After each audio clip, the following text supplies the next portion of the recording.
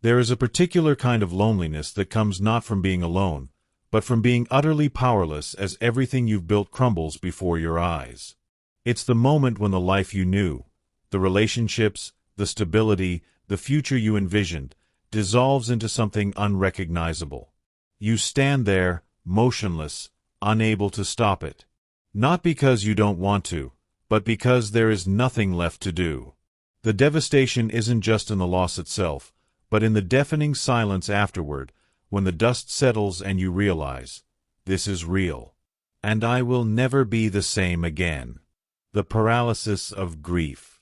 When tragedy strikes, whether it's the end of a marriage, the loss of a dream, or the death of a loved one, the first blow is often followed by a surreal numbness.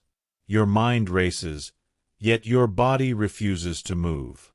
You replay memories, searching for a mistake you could undo, a moment where you could have changed the outcome. But the truth is, some things cannot be fixed. Some collapses are inevitable. And in that realization, you confront the most terrifying part of loss, the understanding that you must keep living, even when the life you knew is gone. The silence after the storm. The world doesn't stop for your pain. People move on, obligations pile up, and life demands that you function, even when you feel hollow. The loneliness amplifies in those quiet hours, when the phone doesn't ring, when the house is too still, when you catch yourself reaching for someone who isn't there.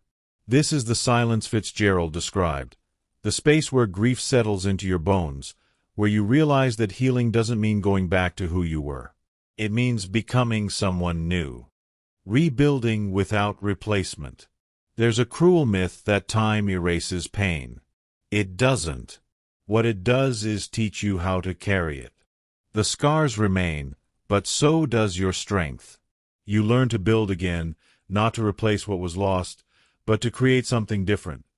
Something that acknowledges the fracture lines instead of hiding them. The new version of you will love harder, appreciate deeper, and hesitate less. Because you know now how fragile things are. You are not broken. You are being remade.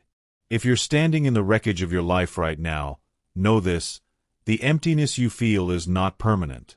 The person you were may be gone, but the person you're becoming is still being shaped. And one day, when the weight feels lighter, you'll look back and realize that surviving the fall was the bravest thing you've ever done. Megan Devine said, "Some things cannot be fixed.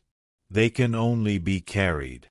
If this resonates with you, share it with someone who needs to hear it. Follow Healing Hearts for more on healing through life's hardest moments. Be prosperous and share happiness.